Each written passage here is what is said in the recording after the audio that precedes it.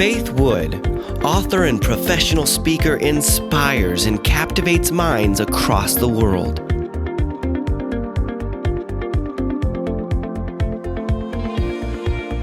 Author of 5 books, Faith is a renowned expert in human behavior and conflict resolution.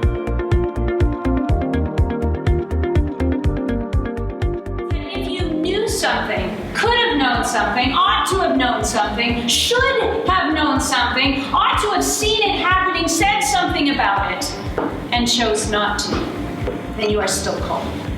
That means you are still responsible for the damage that it creates. You are still responsible for that which you should have paid attention to. And how many of you have ever turned a blind eye to anything?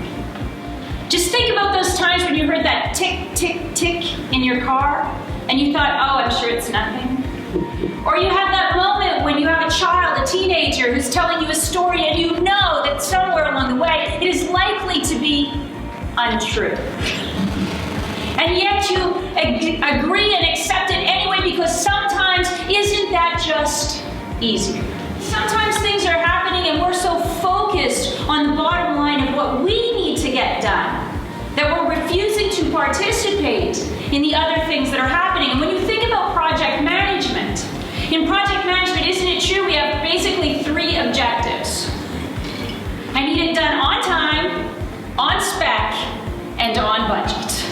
And are there times when you ignore the other things that are happening that would delay or unnecessarily distract you from achieving one of those 3 outcomes?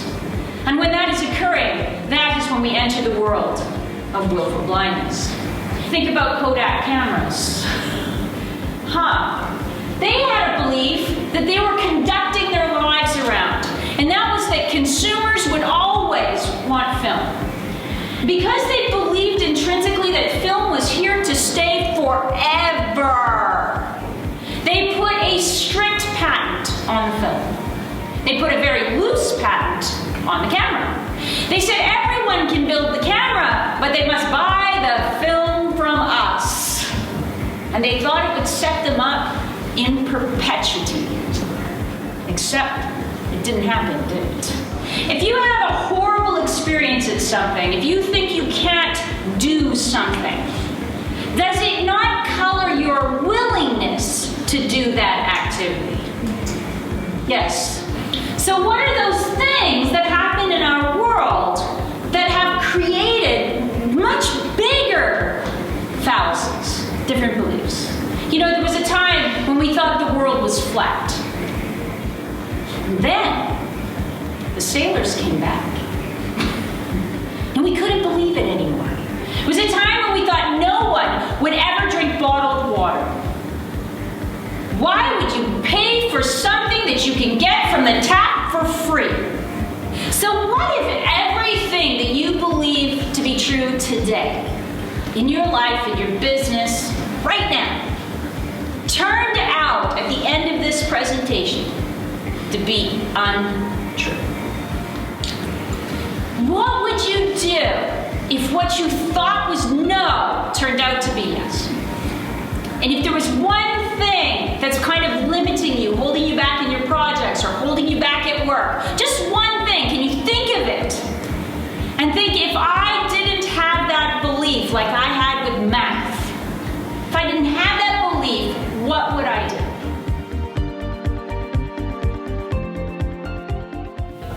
Many of us who go into business, don't we look around and kind of want everyone else to say we're doing such a great job? Oh, you did so good there. Don't we do that in our businesses? Don't we kind of look around and want other people to reassure us? But at the end of the day, isn't it just you? Isn't it you at the end of the day that gets up and says, yes, this is mine? And when you've worked for it, when you've struggled for it, when you've fought for it, doesn't the end result feel somewhat better? You see, we're not born with mental toughness. We develop mental toughness. If I can do it, I prove I can. Because mental toughness comes from realizing there's always a place for you to evolve and get better. But we don't get better through absolute criticism, do we? When somebody just breaks you apart. And yet we know that when we stand at the very bottom of what we think we can manage, is when we have the most capability to stand back up and shift our attitude and start again. Because in that moment you have an option, don't you? To accept what someone else believes is true for you, or to simply decide for yourself that what they say matters not. You see, when we start to think about magic of mental toughness, we need to start to consider, why do we want it so badly? Why is it so important to us? When you know the why with absolute crystal clarity, this is the moment where mental toughness, true grit, determination, tenacity can start to arise. Rise from the ashes as the phoenix does. Not because you're thinking to yourself, I'm going to be so strong, but rather because you understand that without realizing the outcome you are after, in spite of fatigue, in spite of frustration, in spite of loneliness, in spite of fear, in spite of doubt, that is the moment that you will stand, because the outcome matters more than the process with which we show up to get it. Mental toughness.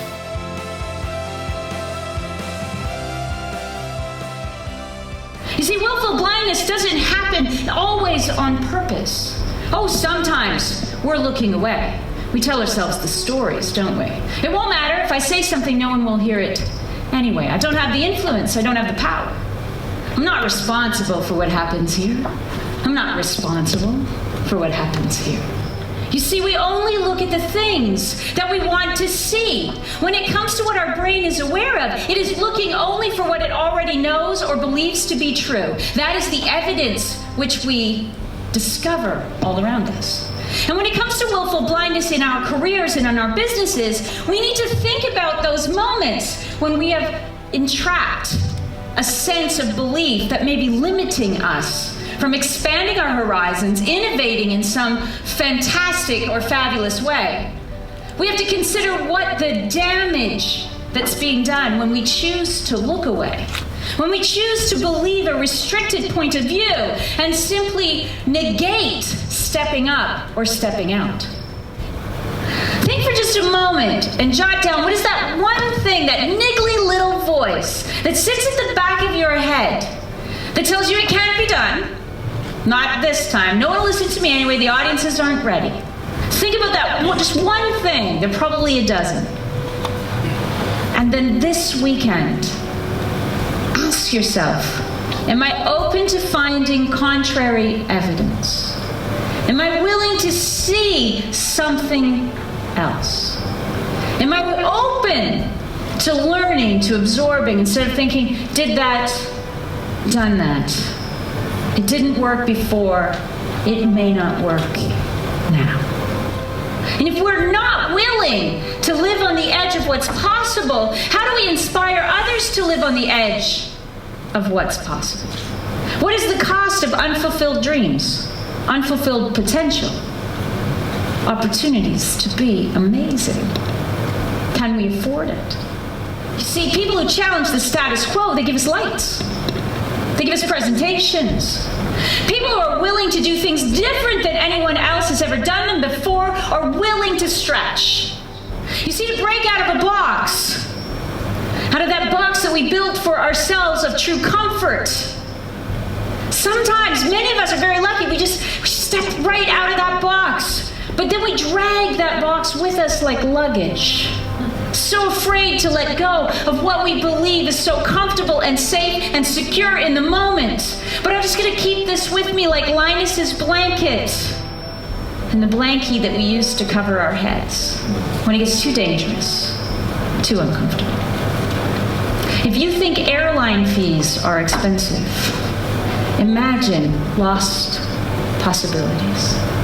Think about it. If not you, who? If not now, when?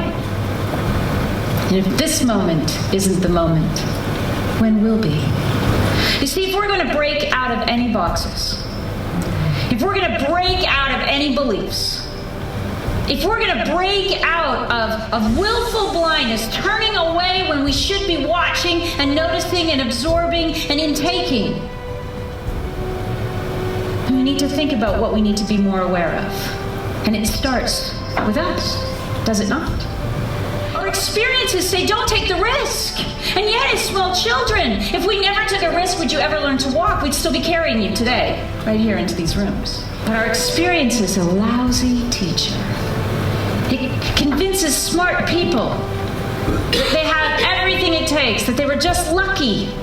They got a lucky break. Did they? Or were they willing to be on the edge? Are you willing to be on the edge? Are you ready to re-engineer your workplace culture? Invite Faith Wood to speak to your group today and leverage your collective intelligence beyond what you thought possible.